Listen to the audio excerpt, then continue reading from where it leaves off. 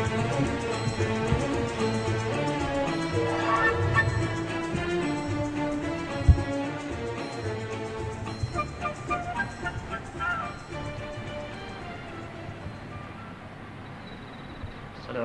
warahmatullahi taala wabarakatuh.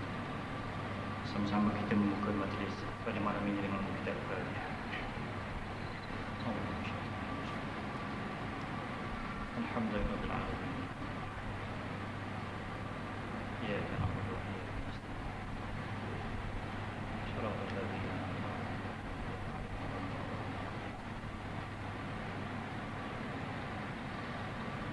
Alhamdulillahirabbil alamin. Wassalatu wassalamu ala asyrafil anbiya'i wal mursalin sayyidina Muhammad wa ala alihi wa man tabi'ahum bi ihsan ila yaumil subhana rabbika rabbil izzati amma yasifun. Assalamun ala al mursalin walhamdulillahi rabbil alamin. Allahumma la sahla illa ma ja'altahu sahla wa la sa'ba illa ma ja'altahu sa'ba walau syi'ta ja'alta sa'ba sahla ya rabbal alamin. Ilahi anta maqsudi wa ridhaka matlubi a'tini mahabbataka wa ma'rifataka. Tuan Imam, Bilal, pengurusi jawatan kuasa muslimin muslimat yang mati oleh Allah Subhanahu wa taala. Pertamanya alhamdulillah, syukur kepada Allah Subhanahu wa taala. Sekali lagi kita bertemu untuk melihat mutiara-mutiara ilmu yang ditinggalkan oleh Imam Al-Ghazali untuk kita, bagi kita berjalan menuju redha Allah Subhanahu wa taala. Alhamdulillah kita dah sampai ke puncak yang ketiga, halangan yang terakhir. Di atas puncak yang ketiga ni ada 4 halangan. Kita dah sampai pada halangan yang terakhir, iaitu halangan nafsu. Maka engkau tanganinya dengan takwa kepada Allah Subhanahu wa taala. Ini kita dalam kitab Minhajul Abidin terjemahan ni kita dah sampai pada muka 157. Seterusnya sebahagian ulama membahagikan peringkat takwa kepada 3. Takwa dengan arti kata membersihkan diri daripada perbuatan musyrik. Musyrik ni Haji Ilyas itu ditanya, musyrik tu apa? Apa beza dengan asyirk? Bila musyrik dia jadi isim, pembuat syirik tu. Kalau syirik perbuatannya, musyrik perbuatan orang musyrik. Membersihkan diri daripada perbuatan orang musyrik. Kadang-kadang bukan kita melakukan perbuatan syirik, tetapi melakukan perbuatan orang yang musyrik. Kita tidak musyrik, tapi perbuatan orang musyrik. Jadi membersihkan diri daripada perbuatan musyrik. Yang kedua, membersihkan diri daripada perbuatan bid'ah. Takwa maksud yang ketiga membersihkan diri daripada segala perbuatan maksiat. 3 perkara ini.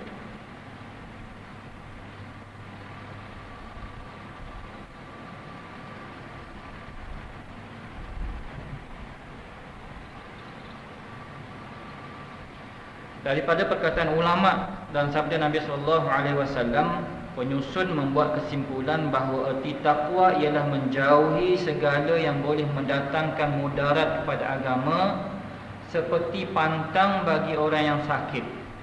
Dia menjauhi atau tidak makan sesuatu makanan dengan tujuan agar penyakitnya tidak parah. Sedangkan yang dikhawatirkan boleh mendatangkan mudarat kepada agama ada 2 perkara. Pertama, perbuatan maksiat dan perkara-perkara yang nyata-nyata haram. Yang kedua, perkara yang dihalalkan tetapi melampaui batas, kerana perbuatan seperti itu akan mengheret kepada perbuatan haram dan maksiat kerana dorongan nafsu, kenakalannya dan serta bantahannya. Ini kita dah baca pada minggu lepas, cuma saya ulangkan sikit ni untuk kita recall balik apa yang kita belajar pada minggu lepas. Mudah kita nak faham begini tentang apa yang disebut. Dalam kehidupan kita, ulama bahagi kepada 3 perkara. Pertama, ada daruriyat, perkara yang darurat mesti kena ada. Perkara yang hajiat, perkara yang keperluan. Yang ketiga, perkara tahsinian, ia perkara yang baik. Saya bagi contoh, kereta, enjin, itu daruri, enjin. Ada tayar, boleh jalan. Rim spot tu tahsiniyah. Bagi mereka yang menjaga takwa, yang bahagian rim spot itulah mereka jaga. Yang daruriyat perlu, hajiat pun perlu. Yang tahsiniyat itulah juga ditinggalkan oleh mereka yang dekat kepada Allah Subhanahu Wa Taala. Mereka yang mujahadah dalam amal mereka, mereka yang muraqabah dalam perbuatan mereka, mereka yang selalu muhasabah kepada tindak tanduk mereka. Ni mereka akan berfikir tentang yang tahsiniyat tadi. Perlu buat gazebo tak depan rumah. Contoh gazebo. Panggil apa tu yang minum teh sebelah petang tu? Gazebo Dia panggil apa je? Rumah kita tak boleh buat gazebo yang depan rumah tu. Betul je? Gazebo. Istilah-istilah kita tak faham. Belah balik petang tu. Gazebo tu, rumah tu, daruriyat, hajiat yang masuk dalam tu. Tapi bila masuk gazebo tu, itu tahsiniyat. Kalau ada boleh tak? Kalau tak ada pun tak masalah. Kalau ada dia menambahkan keserian. Jadi makin seri. Macam rim spot tadi lah.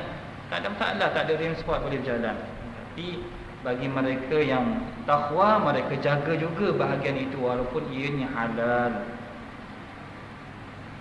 159. Adapun kejahatan itu sendiri terbahagi kepada dua. Kejahatan asli, iaitu yang diharamkan oleh Allah. Yang kedua, kejahatan tidak asli, tidak murni, iaitu yang dicegah oleh Allah, yang sifatnya untuk mendidik. Perkara yang dihalalkan tetapi berlebihan. Ini perkara yang halal tetapi berlebihan. Misalnya sesuatu perkara mubah yang dihasilkan semata-mata kerana dorongan syahwat. Menahan diri daripada tidak melakukan sesuatu yang diharamkan oleh Allah dinamakan taqwa fardu. Itu wajib kena buat. Wajib. Sebab dia perintah daripada Allah Subhanahu Wa Taala. Jika dapat melaksanakannya tanpa melanggar larangan itu, ini bererti dia telah mencapai darjat takwa di dunia ini dan termasuk dalam golongan orang-orang yang istiqamah dalam ketaatan. Adapun menahan diri daripada sifat berlebih-lebihan terhadap perkara yang dihalalkan, perkara yang halal, dinamakan taqwa adab.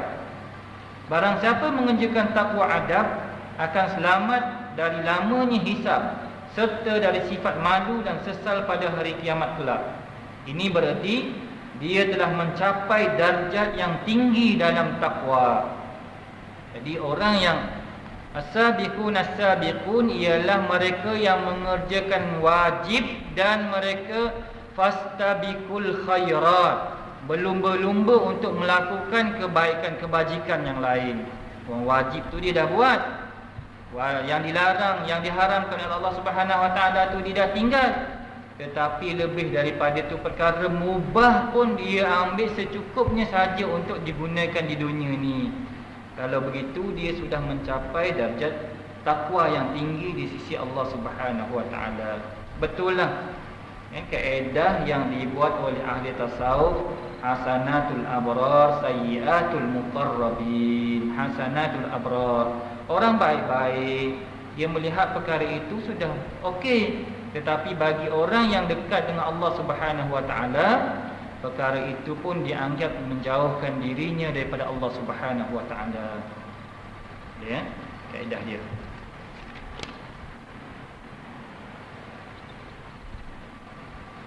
Seseorang yang telah dapat mengerjakan kedua-duanya ini,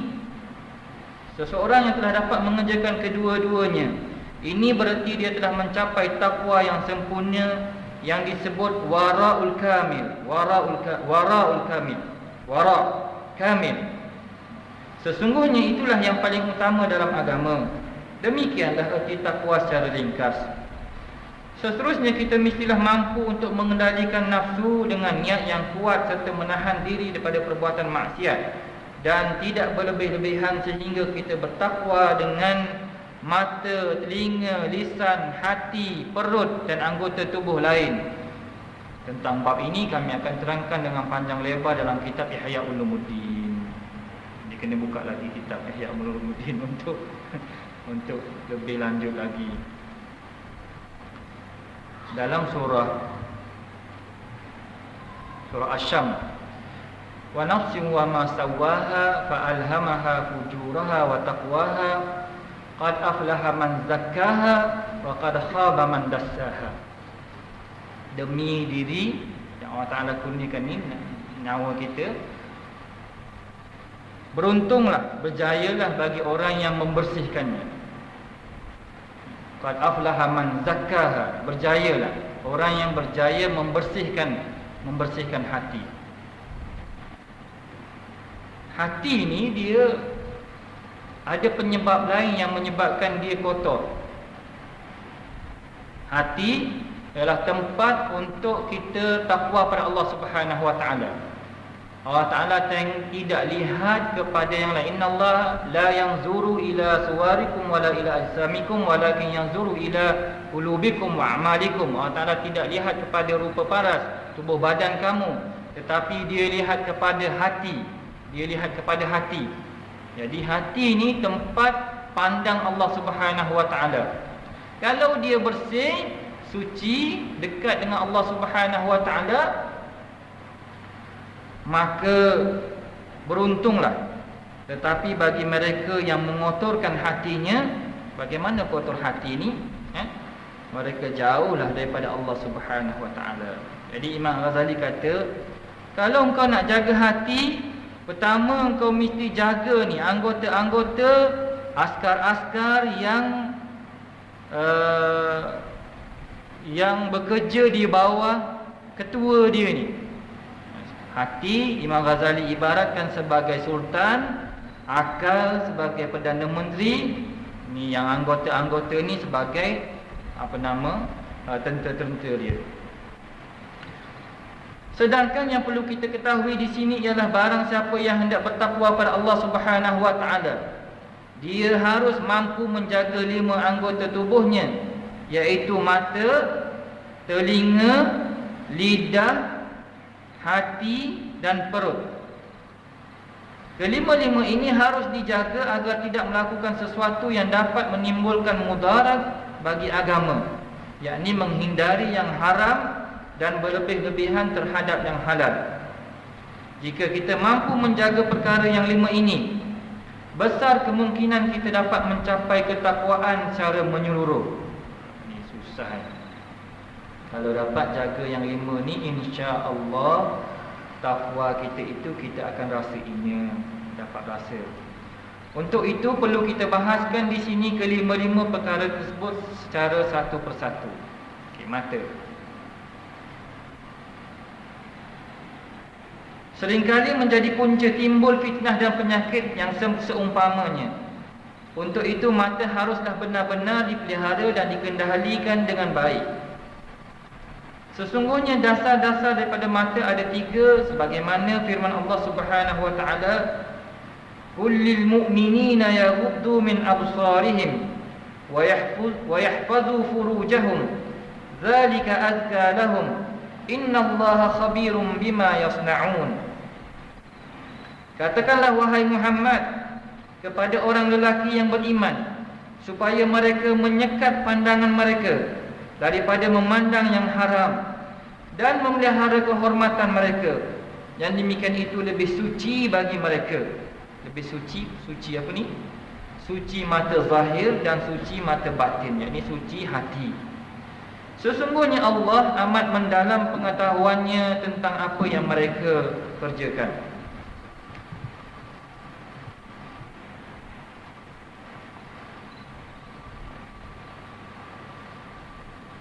Kita lihat sikit-sikit punya syarah.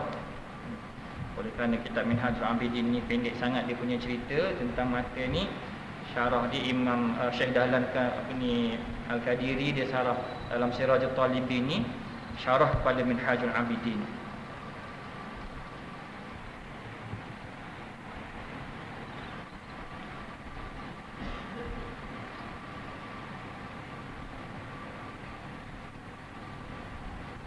Dalam satu hadis Rasulullah sebut, "Man ta'ammada khalfa imra'atan", siapa yang perhatikan belakang orang perempuan, wa ra'a thiyabaha hatta tabayyana lahu hajmun 'izamiha, sehinggalah nyata bentuk tubuhnya, maka dia tidak akan mencium bau syurga. Ta'ammala ni perhati. Dia bukan lihat gitu. Kita jalan belakang, kan? Jalan belakang, dia perhati sampai nampak bentuk tubuh tu, bentuk tubuh. Dia pakai tu lain kira kita ni. Dia pakai, dia panggil apa pakaian sekarang ni yang ada orang panggil apa ni? Yang orang perempuan guna buat semayang tu sekarang ni. Apa kain yang glamour sangat, pakai buat yang kain tu sangat lembut tu, kain tu. Kalau dia pakai apa jenis tu? Kain apa jenis? Apa dah tak dengar. Betul tu bunyi tu lebih kurang tu. Dia pakai tu nanti lain hukum-hukum dia lain tu. Itu tanya Ustaz Azhar. Saya nak bicara kita tentang kita ni. Bila lalu je belakang dia, mata kita tengok dan perhatikan sampai nampak bentuk tubuh dia. Tengok sampai nampak bentuk tubuh. Tidak akan mencium bau syurga. Raihatul jannah. Lam yarih raihatul jannah. Tidak mencium bau syurga.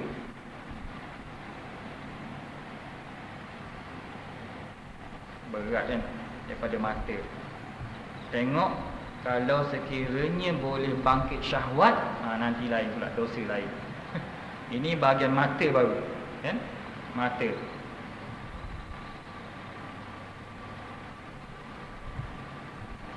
Dalam satu lagi hadis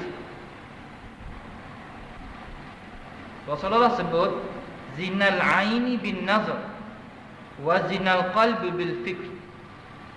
Zina mata itu dengan penglihatan, zina hati itu dengan bil fikr, khayal, fikir. Asalnya daripada mana? Asalnya daripada mata. Asalnya daripada mata. Kalau tutup ni tak nampak lah.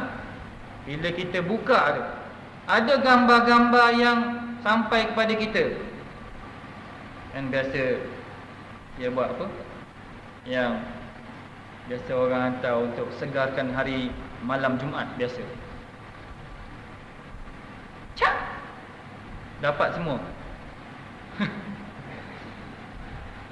Macam semua suka je dia tak, kan?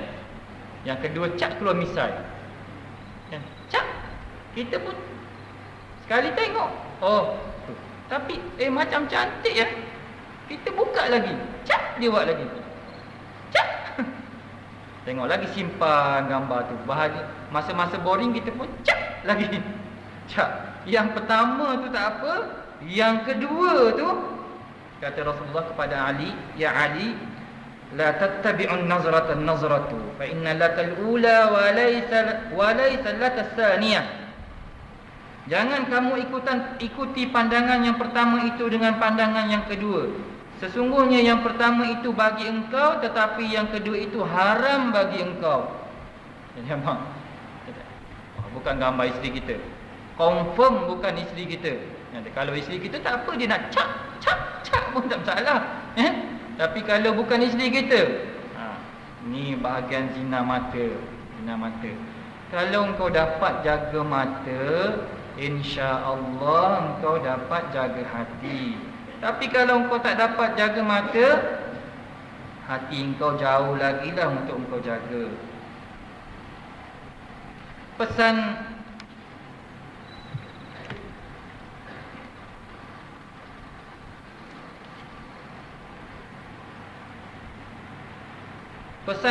Nabi Sulaiman alaihissalam, janganlah engkau berjalan di belakang perempuan. Lebih baik engkau berjalan di belakang singa ataupun harimau. Bahaya jalan belakang perempuan. Nabi Musa alaihissalam bila dia keluar daripada Mesir tu, bila Fir'aun kejar untuk bunuh dia sebab dia tolak tu. Fawakaza Musa faqada alai.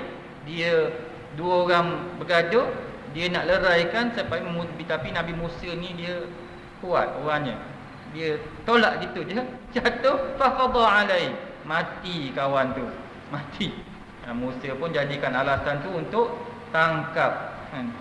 Keluarlah Nabi Musa lari daripada Mesir. Jumpa anak siapa yang anak Nabi siapa yang dua tu?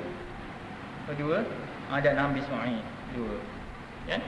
Tengok semua orang dah balik semua, dah gembala kambing, tapi perigi dia tu akhirnya ditutup. Yang dua orang perempuan ni dia bela kambing juga, gembala kambing. Ayah dia dah tua, tidak datang, tak boleh nak angkat tu. Nabi Musa pergi tolak je seorang penutup. Perigi tu dia tolak, ambil air bagi kambing semua. Balik dua anak ni cerita pada ayah dia tentang pemuda ni. Lalu disuruhlah seorangnya pergi panggil balik. Bila panggil, macam mana adabnya dalam Quran itu diajar pada kita. Nabi Musa jalan depan ke Nabi Musa jalan belakang? Depan ke belakang? Nabi Musa jalan depan. Nabi Musa pergi ke depan, engkau beritahu aku jalan ke sana. Straight, belok kanan, belok kiri, kan gitu. Itu akhlak ni tuan-tuan, untuk menjaga, inilah dia ketakwaan pada Allah Subhanahu Wa Taala. Di mukadimah untuk kita jaga takwa. Tapi kalau kita tak dapat jaga ni, tengok bini orang sama macam bini kita, bersembang, meeting, duduk, tengok bini tak ada apa. Tengok je tak ada apa. Tak ada apa. Bukan tak ada apa, ada apa sebenarnya. Ada apa? Tetapi sebab kita dah biasa sangat begitu, akhirnya kita tak perasan pun Allah syaitan sudah melontarkan anak panahnya pada hati kita. An-nazar ni, penglihatan ini, sahmun min sihamin iblis, anak panah daripada anak-anak panah syaitan. Sahmun min sihamin iblis. Jadi kita jaga mata ni. Untuk dapat takwa, kata Imam Ghazali, pertama kau kena jaga mata. Ayat di atas yang kita baca tadi, wahai Rasul, wahai Muhammad, katakan kepada orang lelaki yang beriman supaya mereka menyekat pandangan mereka. Raddul basar, sekat pandangan. Jangan semua nak tengok. Sekat pandangan. Walaupun orang buta, walaupun orang buta. Yang bercakap dengan kita tu orang buta. Umul Maktum dia buta. Kan? Tapi engkau, Aisyah, engkau tak buta. Kan? Nanti dalam fiqh dia akan ada perbincangan lagi, boleh tak bersama dengan orang buta apa semua. Kita ni tak bincang situ, kita bincang tentang mata kat sini. Ayat yang kita baca tadi mempunyai 3 makna yang luhur. Pertama, mengandungi erti pendidikan. Untuk setiap hamba wajib tunduk terhadap ajaran dan didikan yang Allah berikan serta beradab. Jika tidak, ini bermakna dia termasuk dalam golongan orang yang bersifat su'ul adab, buruk adabnya. Orang yang demikian tidak akan mendapat tempat yang mulia di sisi Allah Subhanahu Wa Taala. Didikan, adab dengan Allah Subhanahu Wa Taala.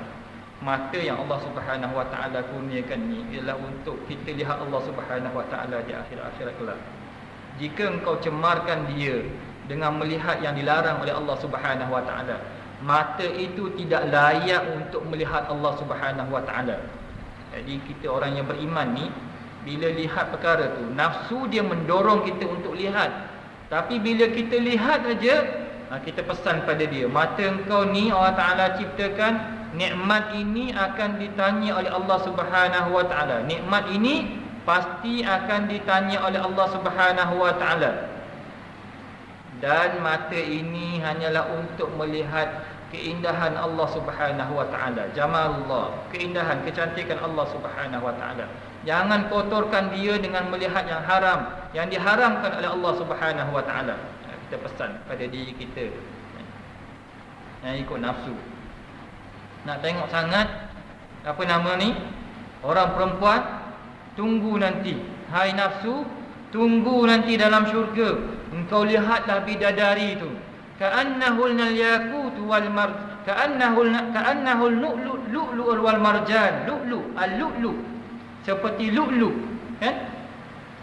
fihinna qasiratut tarfi lam yatmishunna insun qablahum wala jan. Dalamnya bidadari yang tidak lagi disentuh oleh manusia dan jin. Hai nafsu, kalau engkau nak sangat, engkau tunggu tu bidadari yang sangat cantik rupa parasnya.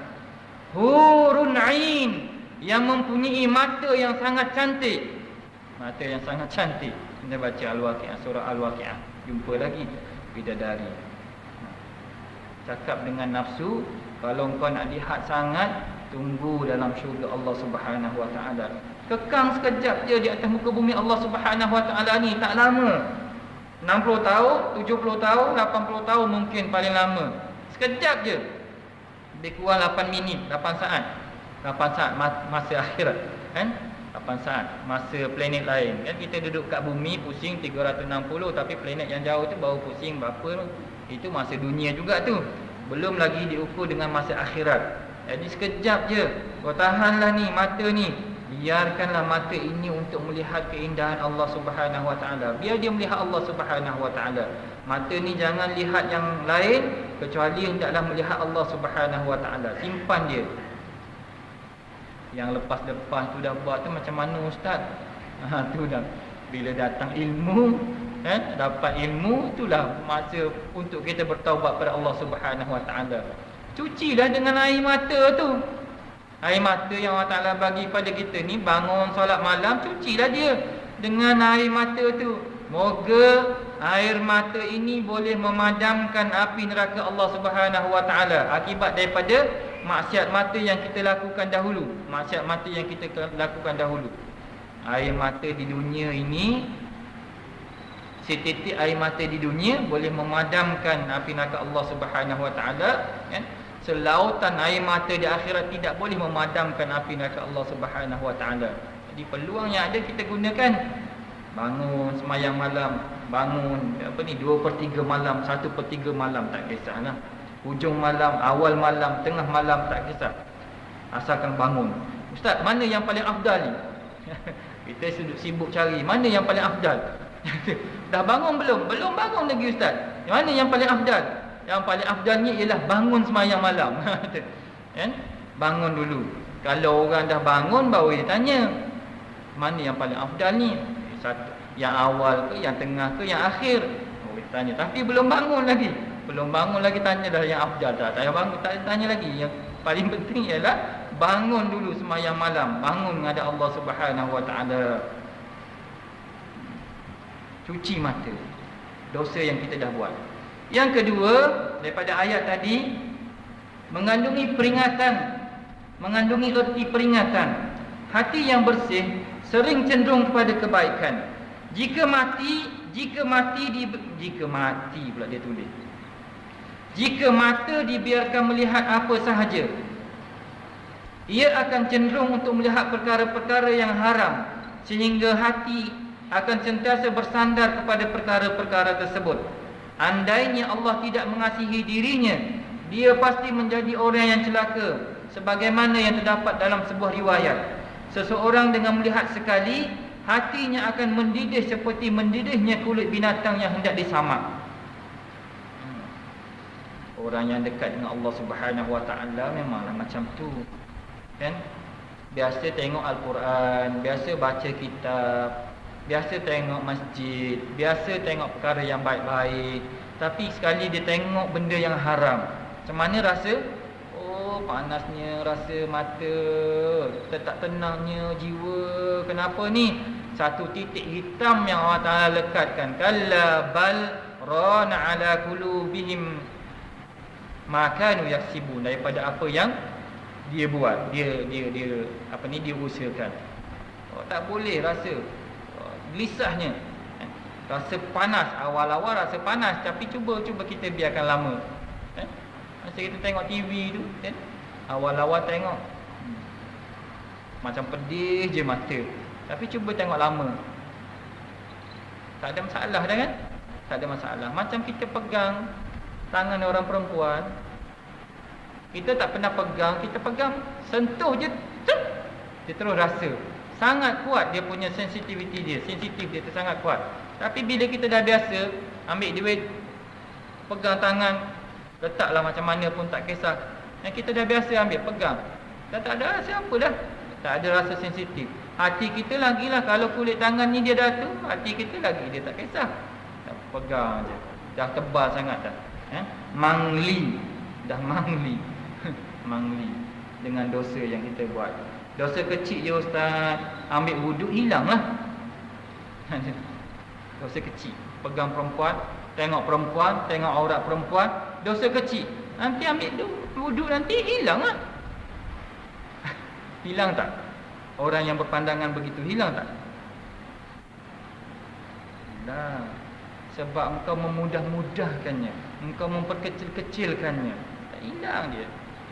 Kecualilah dia benar-benar taubat pada Allah Subhanahu Wa Taala, minta ampun betul dengan Allah Subhanahu Wa Taala. Ya Allah, ya Tuhanku, aku terpandang tadi dan aku terikut nafsu aku. Tengok juga kali kedua, tengok juga kali ketiga. Innan nafsa la ammaratun bisu, kata Nabi Yusuf alaihissalam. Sesungguhnya nafsu itu dia mengarah kepada kejahatan. Lalu aku ikut dia, ya Allah. Ampunkan dosaku, ya Allah. Ambil wuduk, terampun dosa oleh Allah. Allah Ta'ala ampunkan. Tapi kalau orang yang memandang ringan dengan dosa tadi, tak mungkin Allah Subhanahu Wa Ta'ala ampunkan.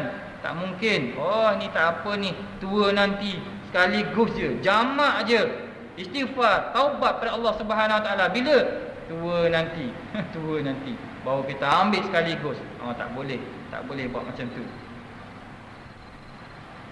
Jika seseorang melihat sesuatu yang mubah, yang harus, dan hati terpengaruh, maka pada saat itu akan datang godaan. Timbul cita-cita yang tidak mungkin kesampaian, sehingga dia berhenti daripada melakukan kebaikan. Sedangkan jika matanya tidak menyaksikan perkara itu, nescaya hatinya akan terlepas daripada godaan tersebut. Sayyidina Isa alaihissalam mengatakan, janganlah engkau melihat yang tidak baik, kerana penglihatan itu akan membangkitkan syahwat di hatimu dan mengundang fitnah bagi pelakunya. Zunnun al-Misri mengatakan, penahan syahwat yang paling kebal dan ampuh ialah memalingkan pandangan daripada segala yang tidak perlu. Ini ada satu syair. Jika mata yang merupakan pangkal hati itu bebas, hanya dalam waktu satu hari, nescaya penglihatan itu akan membuat kamu menjadi lemah. Engkau melihat segala sesuatu yang tidak mungkin dapat engkau capai, dan engkau tidak akan sabar untuk mendapatkan sebahagiannya. Dengan demikian, maka jelaslah bahawa apabila kita memalingkan pandangan, tidak menyaksikan segala sesuatu yang tidak bermanfaat, nescaya hati akan menjadi bersih, bebas daripada gangguan fikiran, bebas daripada keraguan dan terhindar daripada penyakit. Akhirnya kita akan lebih banyak mendapat peluang untuk melakukan kebaikan. Sesungguhnya Allah Subhanahu Wa Taala Maha memberi dan Maha penyayang. Kita masuk rumah, ini bukan perkara yang haram lagi tuan-puan ni. Dia dah bincang sampai perkara yang mubah dah. Mubah. Pada kita tak ada masalah, tapi pada orang yang mencari Allah Subhanahu Wa Taala ada masalah. Yang kita jalan tengok rumah orang, bagus juga kau dapat rumah 3 tingkat macam ni. Kan gitu. Itu mubah, tak masalah, dia perkara mubah. Tetapi pandangan itu sendiri pun mengganggu ibadat pada Allah Subhanahu Wa Taala. Ronsing duk fikir, nak buat apa lagi untuk dapat agak-agak berapa kalau kita nak duduk rumah macam ni. Dia duk fikir 20,000 gaji sebulan cukup tak duduk rumah tu? Cukup. Yang dapat tu alhamdulillah, yang tak dapat ni, yang tak dapat lagi, yang dia tak ada rezeki. Ustaz, kalau begitu nanti saya kena jual ke rumah tu nanti. Ada soalan macam tu. Nanti Nasir jangan tanya saya pula yang tak dapat nikmat Allah SWT ni yang kita ni. Allah Ta'ala masih cuba lagi kita dapat ni, dia cuba lagi kita. Kau nak tak yang lagi besar kan? Kau nak tak yang lagi ada kolam renang, orang dah tak main dah tingkat bawah ni sekarang. Orang main yang tingkat atas tu, tingkat 1 tu orang buat kolam renang. Kita lalu bagus juga kalau rumah kita ada tingkat ni. Hari tu kolam renang kat bawah je, rumah adik. Kolam renang kat bawah. Cakap dengan dia, orang dia tak buat kolam renang kat bawah tu, orang buat kolam renang dekat bilik tidur senang. Buka je bilik, terjun terus, mandi, naik balik, pakai baju, pergi kerja. Turun bawah sana susah sikit. Sekarang orang dah buat kat atas. Tak dia kambus balik kolam tu. Allah. Kita tu dia je. Sebab biasanya orang buat kolam renang ni tuan-puan, tak sempat pun mandi. Tak sempat pun. Oh kerja sibuk balik letih. Bilalah nak mandi tu. Akhirnya lama kelamaan nak maintain dia apa semua tak jadi. Yang ada kolam renang jangan rasa boleh berenang. Nanti ada ustaz sekali-kala berenang tak masalah. Boleh. Yang dah ada buat. Tapi yang belum ada ni dia bercita-cita, dia merosakkan. Benda tu mubah tak? Mubah. Benda tu harus. Tetapi bila akal kita dia dah masuk, mata tengok, akal ambil, kemudian dia khayal, macam mana nak dapatkan? Maka dia menjauhkan kita daripada Allah Subhanahu Wa Taala. Ayat tadi juga mengandungi erti ancaman. Innallaha khabirum bima yasnaun. Sesungguhnya Allah amat mendalam pengetahuannya tentang apa yang mereka kerjakan. Ya'lamu kha'inatal a'yun wa ma tukhfis sudur.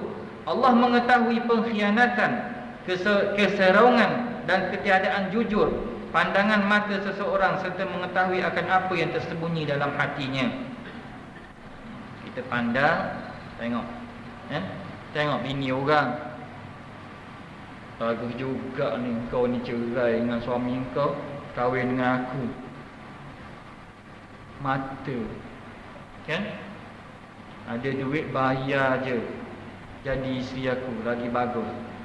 Kita ustaz, orang tu datang nak selesaikan masalah dia. Dalam hati kita bila tengok, mata ni tengok, lama tengok, macam cantik daripada bini aku. Kalau boleh ni, isteri aku ni bagus, jadi isteri kedua ni bagus juga. Kan? Ya'lamu kha'inatal a'yun. Allah mengetahui pengkhianatan pandangan mata seseorang. Kau pandang, yang kau khianat dalam tu Allah Ta'ala Maha mengetahui. Jadi kita ada ilmu, sedarkan dia balik. Allah Ta'ala tahu apa yang kau fikirkan. Daripada pandangan kau yang jahat itu, Allah Subhanahu Wa Ta'ala Maha mengetahui. Erti ancaman, peringatan daripada Allah Subhanahu Wa Ta'ala. Innallaha khabirum bima yasnaun. Sesungguhnya Allah amat mendalam pengetahuannya tentang apa yang mereka kerjakan. Ayat-ayat di atas cukup sebagai teguran dan peringatan bagi orang yang takut akan kekuasaan dan kebesaran Tuhan. Ini adalah dasar utama daripada kitabullah. Rasulullah sallallahu alaihi wasallam bersabda, "Innan nazra ila mahasinil mar'ati sahmun masmumun min sihamin iblis." Sesungguhnya melihat bahagian tubuh wanita adalah ibarat panah beracun daripada iblis. Barang siapa yang meninggalkannya akan dilimpahi dengan perasaan lega dalam beribadat. Inilah keuntungan bagi orang yang menjauhinya. Malah dia akan merasa kemanisan ibadat serta mendapat ketenangan hati yang belum pernah dirasakan sebelum ini. Cuba buat tuan-puan, kita dah selalu sangat dengan melihat. Kita bebas dia lihat. Tengok siapa yang kita nak lihat, tengok je. Tengok yang haram kita tengok saja. Aurat terbuka kita tengok saja. Gambar sampai kepada kita tengok saja. Kita tak rasa kemanisan. Cuba kita tinggalkan dia, tuan-puan. Taubat pada Allah Subhanahu Wa Taala. Bangun malam ni taubat pada Allah Subhanahu Wa Taala. Biar dia menangis, biar dia keluar air mata. Bersihkan mata kita daripada kotoran tersebut. Dan kita cuba jaga. Lihat nanti Allah Ta'ala akan beri kemanisan kepada kita untuk beribadat kepada Allah Subhanahu Wa Ta'ala. Datang rasa seronok, dan hati dia mula rasa bersih, hati dia mula rasa seronok, sedap untuk beribadat kepada Allah Subhanahu Wa Ta'ala. Jadi kena jaga hati. Dalam satu hadis kursi, Allah Subhanahu Wa Ta'ala sebut, Izabtalaitu abdi bihabibatai fasabara awwattahuma bil jannah. Apabila ku uji hamba aku dengan dua kekasih ni, ni kekasih kita ni, dua kekasih. Fasabara, dan dia sabar, awattuhu, aku ganti bagi keduanya al jannah. Ada orang yang diuji oleh Allah Subhanahu Wa Taala, matanya diambil, penglihatannya diambil oleh Allah Subhanahu Wa Taala. Kata Allah Subhanahu Wa Taala, kalau dia sabar, aku akan gantikan duanya dengan syurga Allah Subhanahu wa taala. Yang bila dia ambil, yang ni dah tak nampak, bersih hati, sabar, dapat syurga Allah Subhanahu wa taala. Tapi kalau dia Allah Taala bagi penglihatan dan kita tak jaga, nikmat ini pasti akan dihisap sungguh-sungguhnya oleh Allah Subhanahu wa taala. Jadi mata kita ni bila tengok je, ini Allah Taala akan tanya ni, kan? Tengok apa ini tak ada kaitan dengan kita, jangan tengok. Apatah lagi benda yang haram. Yang haram tengok je pasti akan disoal oleh Allah Subhanahu wa taala. Yang mubah pun, kata Imam Al-Ghazali, yang mubah pun dia menyebabkan kita lambat masuk syurga Allah Subhanahu wa taala. Yang harus tu, yang kita lihat, dia menyebabkan kita lambat masuk syurga Allah Subhanahu wa taala. Sebab dia tanya, kenapa engkau tengok, ada apa dengan kau? Ada masalah apa dengan tu? Dia cat warna hijau, tak cat warna biru, ada masalah apa? Ya? Allah Ta'ala tanya balik semua. Begitu detail? Ya, begitu detail. Sebab Allah Subhanahu wa taala Maha Adil. Maha Adil. Kita azan insya-Allah.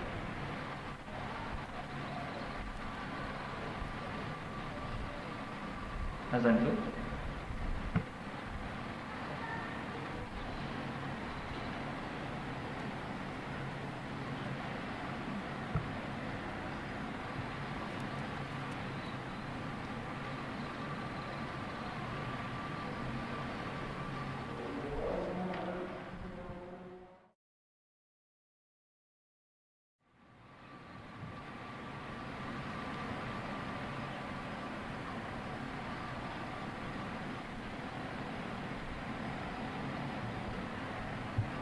Bismillahirrahmanirrahim. Saya sambung sikit lagi ni. Tuan-puan, dengan mata ni dia boleh melahirkan sifat-sifat mazmumah yang lain. Hasad boleh lahir daripada mata je. Menghina lahir daripada mata je. Istighfar, dia memandang kecil orang daripada mata. Mata ni dia menyebabkan penyakit yang zahir dan juga penyakit batin. Yang paling ditakuti ialah mata. Daripada mata ini dia menyebabkan ibadat kita tidak rasa manis, ataupun ibadat kita tidak diterima oleh Allah Subhanahu wa taala. Kata Rasulullah sallallahu alaihi wasallam, min husnil islamil mar'i tarkahu ma la ya'ni. Daripada kebaikan seorang muslim itu ialah dia meninggalkan apa yang tidak ada kaitan dengannya, termasuklah kepada pandangan mata. Iza imtana'u 'anil nazri ila ma la ya'ni. Apabila dia menghalangkan penglihatannya daripada apa yang tidak ada kaitan dengannya, tidak ada manfaat baginya, yajid lazzatul ibadah, maka dia memperolehi lazat untuk beribadah, halawah lit ta'ah, kemanisan untuk taat pada Allah Subhanahu wa taala. Adapun sebaliknya, kalau dia tidak mempedulikan mata dia, dia tak peduli kepada mata dia, lihat apa saja yang dia nak lihat, tak kisah dengan tu, dibimbangi hatinya akan kotor dan dia tidak akan dapat lazat beribadat dan kemanisan dalam ketaatan pada Allah Subhanahu wa taala. Jadi tuan-puan, hari ini kita belajar tentang mata. Allah Ta'ala perintahkan dengan jelas dalam Al-Quran Al-Karim, Rabdul Basar, bataskan penglihatan. Bataskan penglihatan. Siapa yang mampu membataskan penglihatan dia, maka hatinya akan bersih. Hatinya akan bersih. Kalau hatinya akan bersih, dia akan merasai ringan untuk beribadat kepada Allah Subhanahu wa taala, manis untuk beribadat kepada Allah Subhanahu wa taala, dan dia akan dipandu oleh hidayah Allah Subhanahu wa taala untuk melakukan ibadat demi ibadat sehingga dia dekat dengan Allah Subhanahu wa taala. Insya-Allah minggu depan kita lihat lagi panca indera lain yang perlu dijaga. Selepas ini telinga, dah mata. Mata kenapa diambil dulu? Sebab dia merupakan habibatani, dua kekasih yang kita sangat-sangat sayang. Yang lain habis anggota lain tak apa lagi. Tapi kalau mata jangan. Habis, gelap semua dunia. Tak apa, yang lain tak apa. Tangan, kaki okey lagi. Kan? Kalau mata, saya kalau sakit mata, nafas jadi pendek. Orang rumah suka. Dia sakit habuk masuk je mata, kita pun terus buka lampu. Tak boleh dalam gelap sebab nafas jadi pendek. Apa kaitan dia dua ni wallahu alam. Tapi saya sakit je mata, pergi hari tu ada kena sekali sakit mata, doktor dia letakkan lanun tu. Kan? Lanun tu. Tak boleh sampai rumah buang juga sebab saya punya nafas jadi pendek. Betul lah Habibata betul. Dua kekasih betul. Dua kekasih betul. Dulu saya diajar oleh bapa saudara. Dia belajar kat pondok. Cuma saya cari hadisnya belum jumpa. Kalau Dr. Amin jumpa hadis tu boleh beritahu kita, kita kongsi bersama. Tapi saya amal alhamdulillah jadi macam berkesan pula. Bila dengar asyhadu anna Muhammadar Rasulullah masa azan tu kan. Baca ya habibi wa qurrati aini ya Rasulullah. Ya habibi wa qurrati aini ya Rasulullah. Ambil daripada langit ni sapu kat mata. Tak rabun dia kata. Alhamdulillah setakat ni memang tak rabun dah. Sebab kebetulan ke wallahu alam. Tapi masa dulu, masa kita bila jumpa dengan ilmu tu, amalkan dia. Bila dengar je azan, kita pun ambil ya habibi wa qurrati aini ya Rasulullah. Wahai kekasih qurrati aini, penyejuk mataku, wahai Rasulullah, ambil letak kat sini. Tak tahu, saya tak jumpa lagi tu.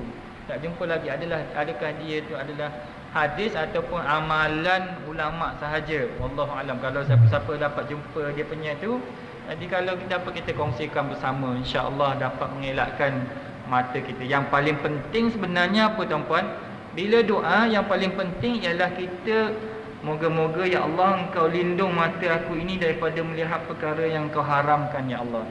Kalau aku lihat pun ya Allah engkau cepat-cepat sedarkan ya Allah untuk bertaubat padamu ya Allah.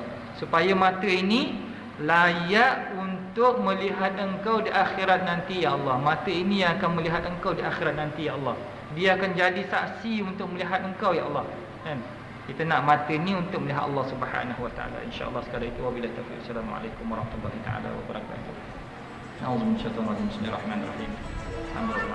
Assalamu alaikum warahmatullahi wabarakatuh. Allahumma inna nas'aluka al-ihsana wa al-ihsana